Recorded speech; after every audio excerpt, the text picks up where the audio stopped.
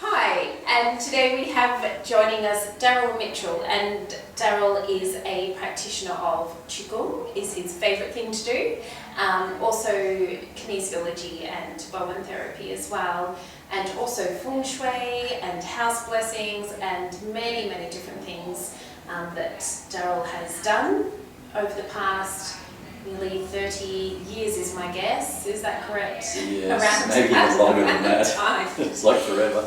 So how did you end up doing, especially the Qigong? A lot of people don't even know what Qigong is. Yeah, that's true. I think it started for me in martial arts, because I'll do that quickly, but as a kid I wanted to get fit, and so I started doing martial arts, and I think I was inspired by the television series at the time, Kung Fu, and I loved the monk Caine, because he was part healer, he was part monk, and he was part warrior, and all of that ticked boxes for me. So that's how you ended up doing martial arts? And I started doing martial arts. And how old were you when you did martial arts? Probably late teens. I think I started late, unlike the Shaolin monks who started when they're young. Yeah. But I started late, and the only martial art around that time for me was Taekwondo, so that's what I did. But I found, gave me great confidence, great skill, was good for fitness, but eventually it didn't tick the box that I wanted, which was that sort of bald-headed monk wandering the landscape, healing people and having all these wise sort of Chinese conversations with his master, and the energy side, the healing side. So was that from the TV program, from you watching the TV That was from program? me watching the series Kung Fu. That's with great. David And is that what Carradine. they did? Like they were just monks wandering around? Well, it was him. He left the Shaolin temple and Yeah. wandered the countryside eventually, and ended up in America, which is so unrealistic. But and he would always save the day, of course. And so it was inspiring it to was you, inspiring. and that's what you wanted to end up doing. So that's how you ended up doing martial arts, and Yes. then how did you find then the energy cultivation side of martial arts? Because a lot of people don't. No, they don't. And in the West, we don't get that. And I think because I was really mad on it, I was really into it. I would buy any magazine I could find, and in there occasionally, As a child, as a teenager. as a young teenager, Yeah, magazines yeah. on martial arts, martial Yeah, arts beautiful. world, whatever it was, Yeah. and there would be articles on Qi, and I didn't know what it was at the time, and I went, oh, what's this, right? So that was, I spent an inordinate amount of money buying magazines just to find a tiny little paragraph on Qi. And that was my interest, and I started experimenting because Bruce Lee was the guy at the time, and So was he on the program, the TV No, program, no. or did he come later? He came later. So the movies that you watched Yeah, with? the movies, Yeah. and Bruce Lee was a great inspiration, but one of the things he did was a thing called a one-inch punch, right, which was all about Qi and how he could knock someone across the room, and I thought... And you liked the idea of that? Well, no, not really, but I was fascinated in the idea of Qi and thought, well, is it real? How do you do it? So I actually practiced it, and I did it with a So very... what did you do? Well, I practiced how to do the one-inch punch. Yeah, but what is the one-inch punch? Well, you get someone to hold one of the focus mitts that boxers hit. You hold on your hand, and they hold it up against their body, and you bring your hand only the finger distance away, and you have to use projection and breathing and all that, and just do a short movement and have enough power in that to have an effect, right? To have an effect on what? The person that you're striking. So you're striking a person with a one-inch punch. With a one-inch punch. You're an inch away, and you generate enough punch, power. and then they go flying. Yes, well, Okay. mine didn't go flying, but the fellow I worked with was ex-army, and he was, when I was training initially in Taekwondo, he was a force, this guy, very strong, right? So he came up, and I was doing a lot of training at the time. He came up to train where we were doing it, and I said, oh, look, I've got this thing I'm working on. And he said, oh, okay. And I said, just hold this here, right? And I did this, and I went whack, and he hit the deck. And, Wow. And he staggered back up, and I went, oh my goodness. And because... How much had you practiced it? Not much, I was just doing it on heavy Yeah, bags. yeah. But then what that did was made me realise this is real, I don't fully understand it, I don't want to be knocking people over.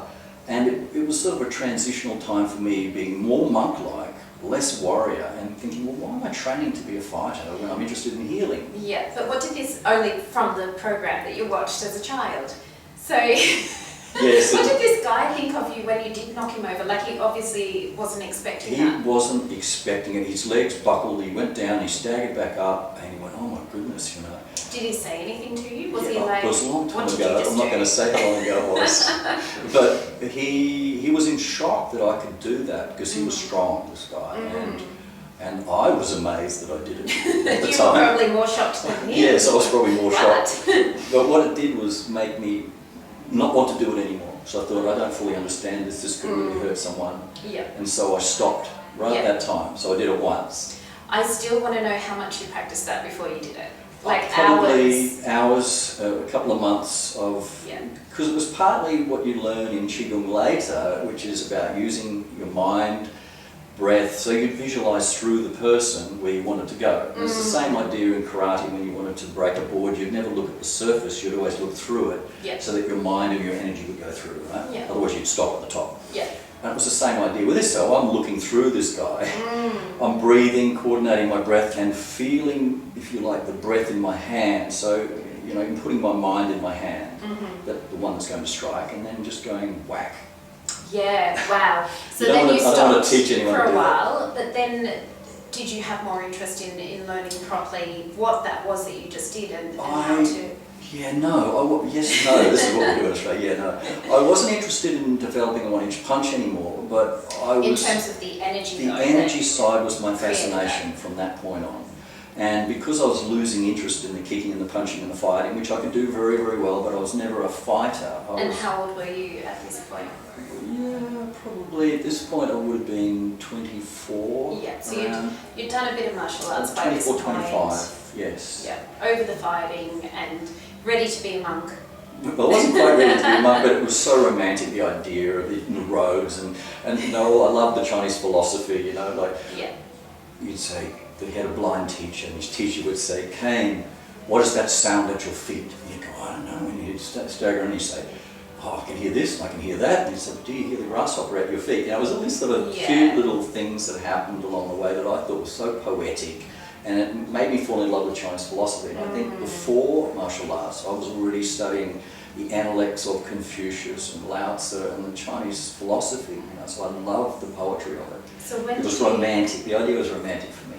That's beautiful. When did you end up actually going to China?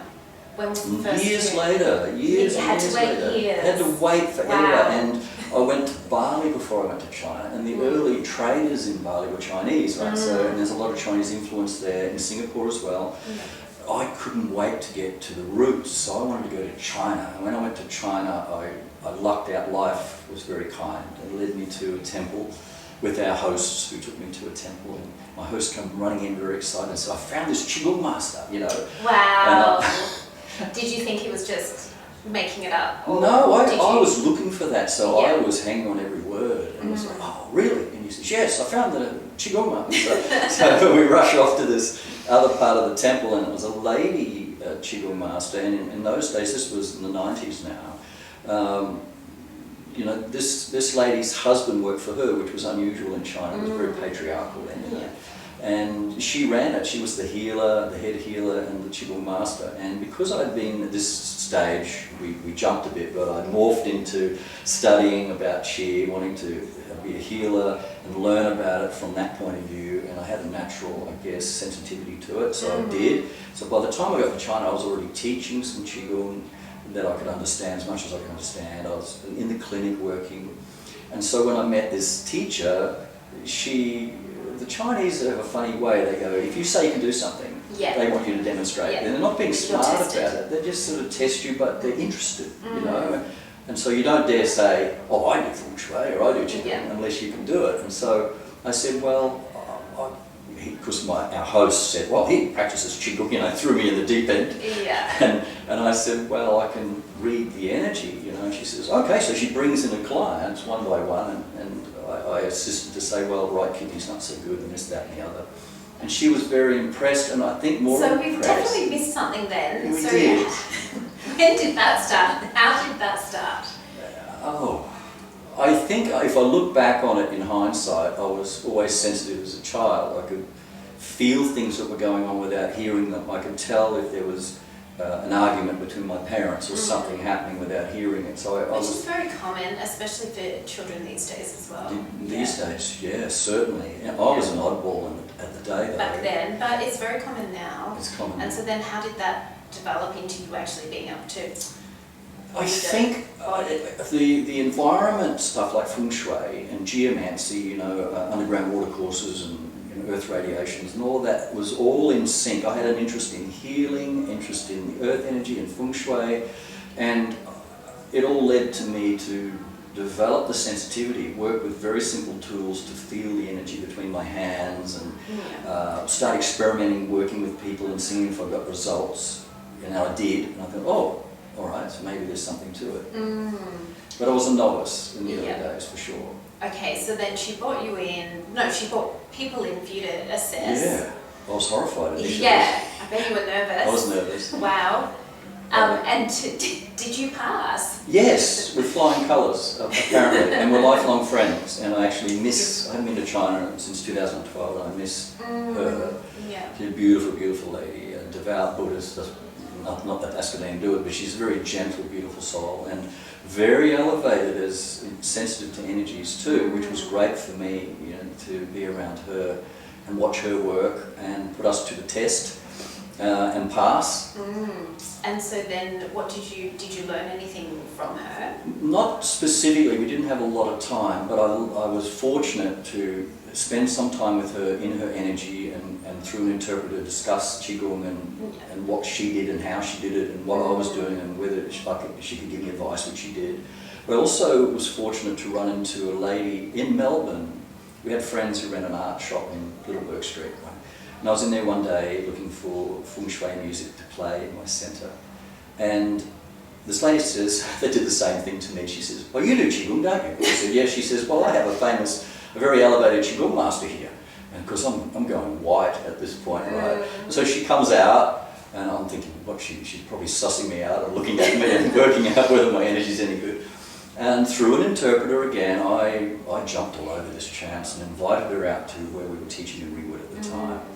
And she passed on Qi and Qi to me, and that's how I met that. You know, I found out she was vice president of the World Association of Medical Qigong. She had done several books on diabetes and heart disease, and had tested the blood sugar before and after her sessions doing Qi and Qi and had great results. So she was an inspiration for me, and I badgered her enough that she could pass on Qi and Qi to me.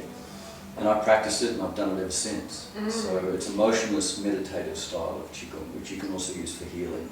And do you use it for healing? I use it. It's one of my tools that I love. Yeah, beautiful. So there's some of my past. Yeah, great. And then did you, from there, just develop other ideas, or? I think so. I had a quest, and so once I'd been to China, I fell in love with the old culture, the old ways, the food, the smells, the music, the teachers. Modern China is a crazy place, right? But I sought out the old, you know, the authentic things. And so I learned from different teachers, and I learned from a 25th Grand Master in Australia early on, who was fantastic. And so I was fortunate enough to meet great people here and over there and study different systems of Qigong. And that's just my mind, I do that. And I mean, the Chinese generally don't. They stick with one teacher. Yeah. Well, in the Western world, we don't do that. We don't do that, we just draw from everywhere. But I think the point to that, though, is that what you've done, like you've really, you know, it's a lifetime of studying this. It's not just a weekend course, it's not just a year course. This is completely understanding the energy behind what you do, which unfortunately in the Western world we don't often do we? We move on, we learn something, we move on, we might teach it for a little bit, move on to something else. So, you know, it's been good for me, because I've studied many things since, and it has always been, it's never gone away. It's been my foundational stone, not only working to assist others with health concerns, but the beautiful part about it is your own cultivation, your own benefit, your own health. And that's primarily what I wanted it for too, was being a sickly child and wanting to say, well, I didn't like doctors much, they kept me alive, but my investigations and being into natural health, etc., really changed my health. You know, rather than just being alive from the doctors, I actually became healthy and more mindful and vegetarian and other things that, you know, changed my life greatly. And Qigong was and still is the foundation for me in that. Now, That, because I was It could interested be in, the foundation for a number of people, really. it is around the world. Many people, Yeah, it is around the world, right? There are millions. I think the estimate was like something like 20 million or more Chinese any given time are doing Qigong alone in China. So That's not just, Tai Chi, actually no, the just Qigong. Qigong. Wow. That's a lot of people Yeah. on any given day. Is it Tai Chi though that they do in the mornings, or could that be Qigong that you see them It's a doing bit of both. And Tai Chi is born out of Qigong for people that don't know. I mean, the founder of Tai Chi, Zhang Zongfeng, it was only 800 odd years ago that Tai Chi came into being. And Qigong goes back 3,000 to 5,000 years. It's a long, long history It's of... the foundation of all those Chinese arts. Yes, it underpins Chinese medicine and Kung Fu, and Feng Shui. The understanding of Qi is Feng Shui, which is part intellect and all the calculations and the sensing of the energy and what to do with it. Yeah, great. Which we don't teach much in the West. I think that's why I love Qigong, because it taps into, one of the famous teachers says Qigong is the human science. It's our place in the universe, and tapping the human potential is a great area of research for people who are really into Qigong, seriously. So I want to go back now to... We've jumped all over the place. Moment where You like the punch? I like the 1 inch punch. Only to understand, well, where did you go from there? So you were young, you didn't understand what you were working with. How did you investigate further? Where did you go from that? Wow, there's a bit of a blank there. It's a long time ago. But what happened, I think, I moved out of martial arts because I got myself into a situation where I shouldn't have got myself into. And I realised once I was in that situation, which ended up being a fight, that I had no place being there. I mean, I had all the skills to decimate this character in front of me, right? But I had no desire to. I was like, what am I doing here? I'm here now. And in terms of cultivating that, the energy side. I had to move away from martial arts first. Okay. Yeah. And that's what happened. So I moved away and said, I dropped it completely. I stopped training overnight. But my inquiring mind said, what is this thing? So I guess I was interested in yoga in the early days, and pranayama, yogic breathing, and I had a book on it back in the day, and I was actually doing what you guys call box breathing. I listened to one of your podcasts about it, the one you did with Cassie. And I was doing that type of breathing back then, which was actually 10, breathing in for 10, holding for 10, breathing out for 10, holding for 10. It was really, but what happened is I started floating almost above the bed when I was doing it, and I realized that the breathing and the Qi, or the breathing and the prana in yoga, the breathing and the Qi were all linked, and so I started practicing meditation through breathing, mindfulness, and that led eventually to me being increasingly more sensitive to feeling it in environment, in myself and others, to the point now where I can look at someone and say, oh, the right kidney's not so good. I'm not going to do that. And it's not a medical thing, it's that I can see and feel the energy instantly, which becomes a bit of a party trick, because people will say, oh, tell me about it. Like I just did? Hey, no, it's not something that's on all the time thing with us, or you'd be a mess, right? And also it's a matter of permission from the person. It's a permission thing, and it's a matter of being in the it's not right like space. like you said about when you first met that Qigong master and wondering whether or not that they're reading you. It's the same with people around you. You're not reading people around you, but I have no interest in that. That's right. And so it's not about that, it's you turn it on when you need to turn it on for your work. And you could say turn it on in that sense, but it's really like anything, preparing for a client, is that I need to be in the right space, I need to have the right amount of rest. It's not a skill that's just infinitely on tap. Yeah. And the better I'm rested, the better the more I'm doing Qigong, the more peaceful I am. If I'm eating well, my sensitivities are heightened, and I'm in a much better place to be able to do that well. Because for me, I don't want to do it unless I do it well. Otherwise, I'm kidding myself and the clients. There's no point in me saying to them, oh, look, you're kidding. Right? If it's not real, not actual, and also if I can't do something about it, there's no point in me telling them what's off if I can't flip that off to on. So that's the other part. One is the sensing of it, and the other is, well, now what do you do about it? And that's why I wanted to study.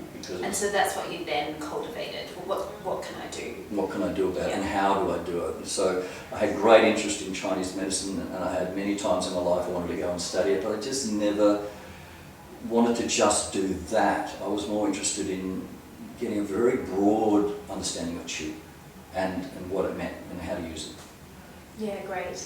So you love what you do, you're still doing it, Still obviously, doing so it. you must love it. Still do. Which is great, and there's such a great need for it, you know, even more of a need really for these foundational principles. I think in early days, like many people, when you start doing healing work, is that you want to heal the world and you think your thing is the only thing. And there was a point where I may have had an arrogance about it, where I thought, no, I'm not interested in naturopathy or any of those things. Like, you know, go away, this is the real deal, right? This is all about getting your Qi right. But as you age, you're humble. Well, you do, and also you realise that there are many horses for courses and many different tools in the kit. A hammer's different to a screwdriver, etc. Right? And so I had a client today, and I was talking about you and saying basically, I think, look, I'd like to see you in a month because you know, financial, etc. for this person. But I said, what I think next time is that you actually go and see Lisa, because I'd like you to look at your nutritional things. So for it's me, all important, it's all it? this handing over, handballing and assisting. It's a And synergistic together. approach. Yes. Yeah.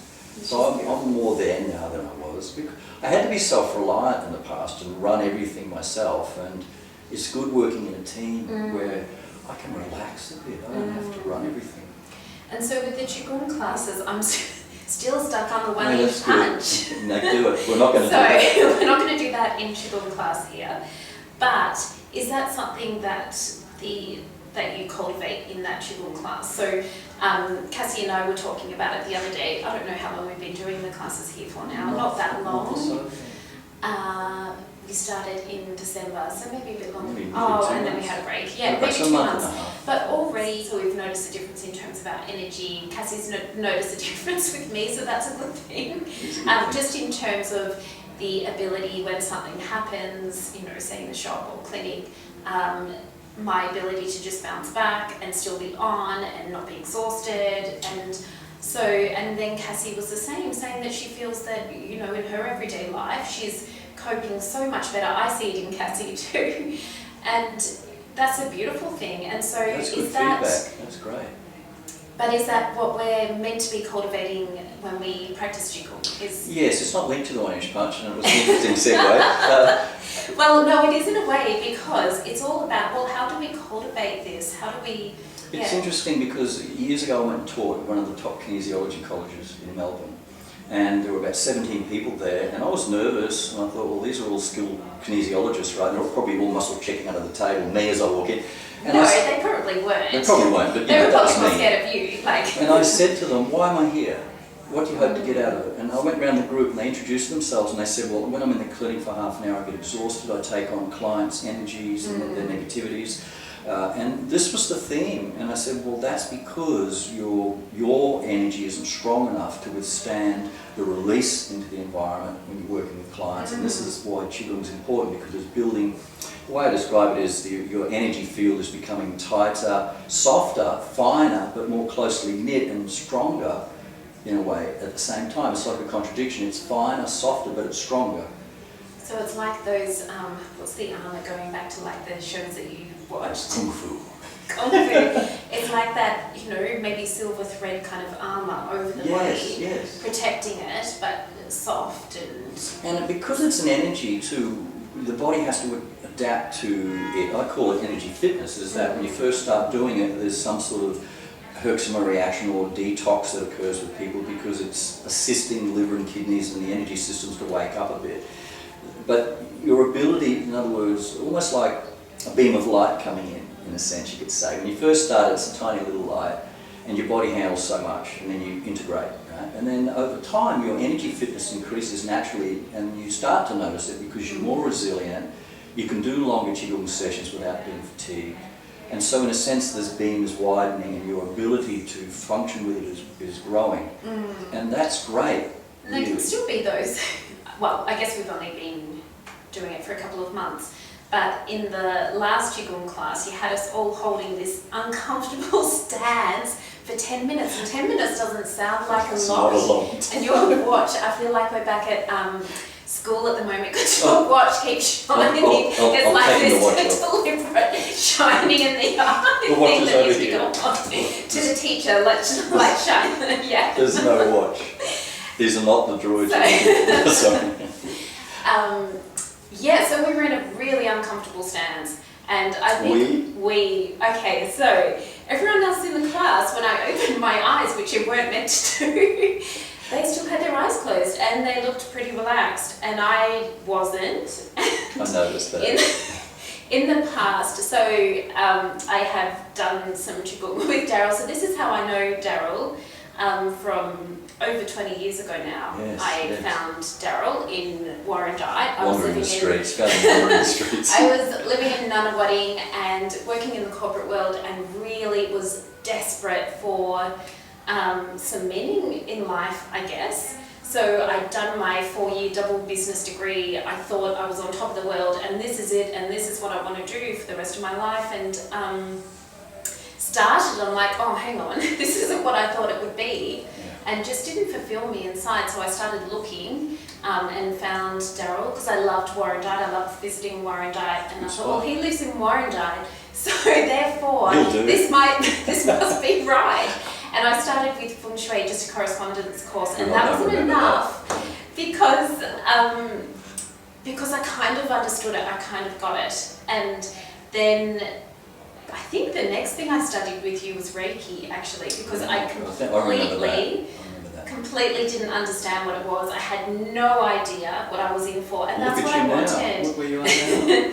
But that's what I wanted, that experience where you don't understand what you're doing, you're completely out of your comfort zone and learning something that you don't understand. And I actually got hooked and did Reiki 2 and 3 and Masters, and then started attending Qigong class, and then did what was the next one, like Qigong, Qigong. I did kinesiology as well, and Qigong kinesiology, which I did at the time. Yeah, and really, really loved it. But now I've forgotten where I was going. What was that point? Yes, good. This is a good point. You can help us out on this one. What was your point? So I've remembered where we're up to here, and we were talking about me being really uncomfortable in the stance the other night, and my point to the whole story about I've done this before and I've known you for over 20 years is that I've done uncomfortable stances before. I don't think I've ever coped really well, and I have been overseas with Daryl before to, where was that really? Hainan, oh my gosh. When we were in the most, was it that same stance? That where was you've got 3 centres merging on the rooftop with the mosquitoes. For 1 hour. In the same position, and so our legs were bent, and you had to hold your arms out. It was really uncomfortable, and you were stuck there.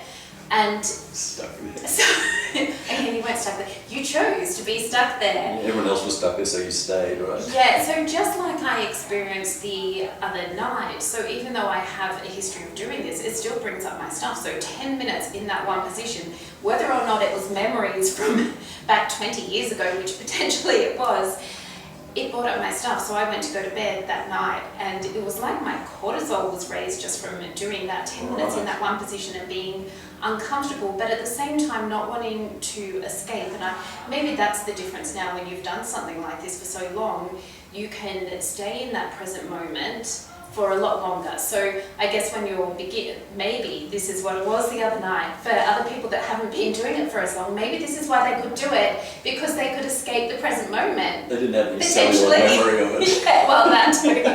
But that whole idea, and I guess that's the thing when you've done it, when you've been doing this work for so long, I didn't want to escape from that, because if I'm going to be holding this uncomfortable position, I want to be making the most of it. I want to be cultivating that energy. I want to see what were we doing again? I think the earth energies were coming up, the heaven was coming down, and the horizon was meeting us at the center. And so I wanted to continue that. I wanted to stay with that image. So easy to go off and, what am I doing after this? And what have I done today? And what am I doing tomorrow? It's so easy, or just, I don't know, thinking about anything else other than that. But then, is that a waste? I thought it was a waste, actually. But next time, is that what I should do when I'm uncomfortable? Well, you can endeavour to wander off, but the truth is when you are in a position for a period of time, like 3 centres merging, which is a standing pole position, you will get uncomfortable because you're not used to it. We're not used to it, right? And so our stuff, they say the unsung human stuff comes up, all your unresolved things. So you can start thinking about the groceries all you like, but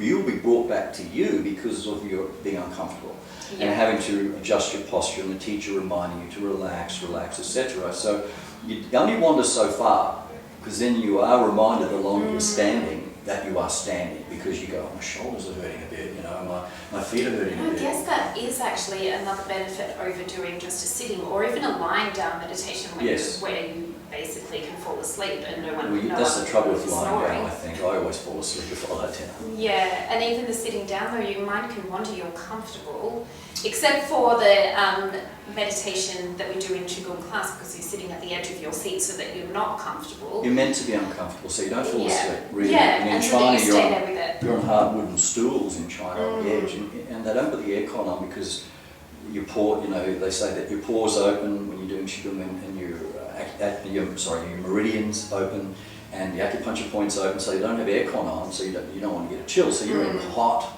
conditions sometimes on an uncomfortable stool for an hour and a half, sitting there, sometimes 2 hours. Your stuff comes up.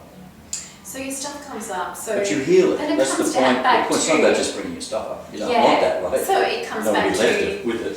What are we doing these uncomfortable Qigong practices for? Because the standing pole's the fastest way to build the energy, because you're stuck, you're unlocking the joints, you're allowing the energy and the meridians to open and move and flow, and so by doing nothing consciously other than just being as relaxed as you can, the energy knows what to do. So it will right itself. You don't have to be guiding it. So it's balancing the body's energy.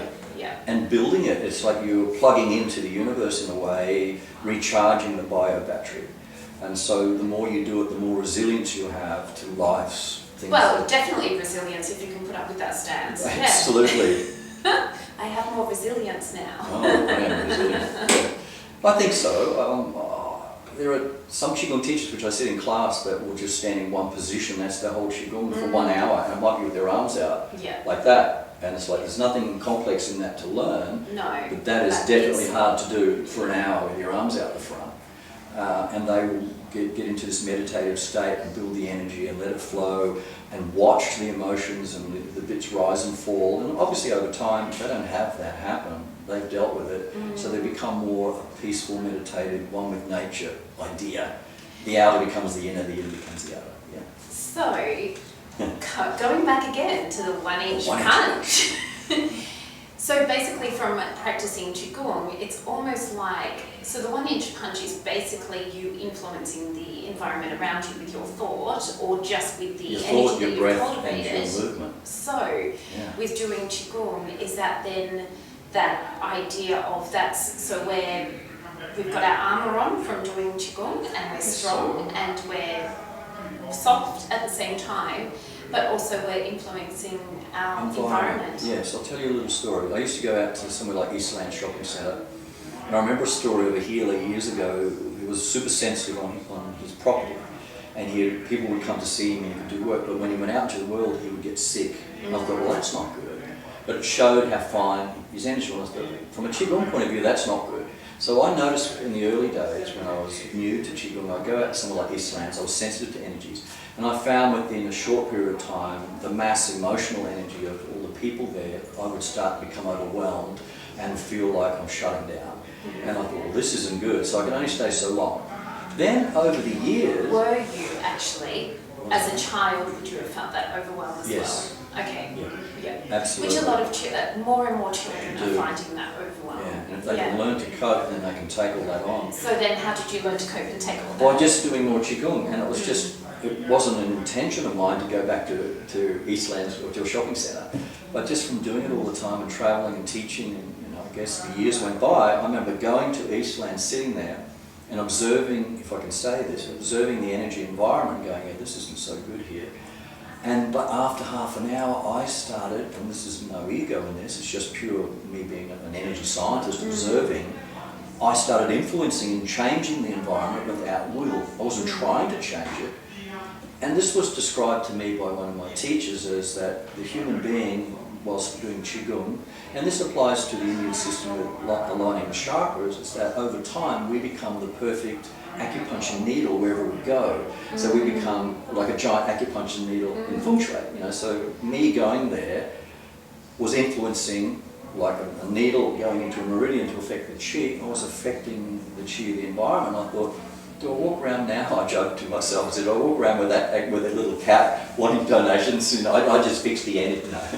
But it made a difference, and that was a turning point for me to say, okay, you don't have to be overcome by the environment, which was the same thing I was wanting to teach the kinesiologists about being in the clinic, and saying after half an hour or an hour or 2 hours of being there, you don't need to have all this emotional pickup of the dross or the negativities that are coming out of your client. You don't need to be picking that up. You don't want to be picking that up. And so by the end, their energy was strong better. enough to... Yeah.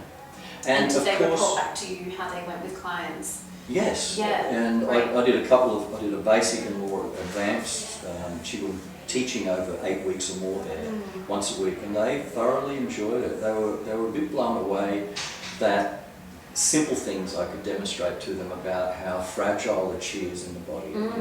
In kinesiology they'd get a leg up in doing a psoas muscle check, right? Yeah. And I'd say, who's got the strongest kidneys in the class? And I'd try to get up the teacher, and he said, mine are always off. He says, get such and such, right? Yeah. The lady comes up and I do a psoas check and it's nice and strong, and I blow on the bottom of her foot, just on the kidney one point, and the psoas dropped, and I said, that's how fragile Qi is. So then I had them do very simple exercises, and I went back and challenged that same muscle and blew on the foot and it didn't drop. I said, this is what you're after. You're not really after a balance, because for me a balance means things become unbalanced. I want to move forward incrementally healing in myself or in others, to assist them to move forward, to gain, put money in the health bank and move forward, so they're not always going back. Instead of 3 steps forward and 2 back, you might have 3 steps forward and 1 back, but you're moving forward.